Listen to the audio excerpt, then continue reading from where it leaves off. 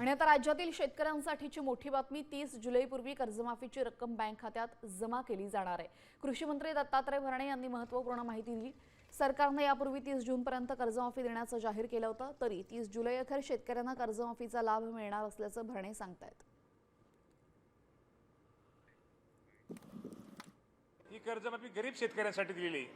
जे शेतकरी income tax भरतात, हे मोठ्या शेतकऱ्यांसाठी ही कर्जमाफी नसल्यामुळे निश्चित प्रकारे इन्कम टॅक्सच्या बाबतीमध्ये यादी स्वतः मुख्यमंत्री देशाच्या अर्थमंत्री निर्मला सीतारामन साहेबांशी मॅडमशी बोलल्या आणि त्यांनी आपल्याला परमिशन दिलेली तेही आमच्याकडे लवकरच ती यादी आल्यानंतर की साधारणतः राज्याचे मुख्यमंत्री सांगितले की 30 जुलैपूर्वी त्याच्या अगोदर पहिल्या शेतकऱ्यांना कर्जमाफीची ही रक्कम ही दिली जाणार आहे।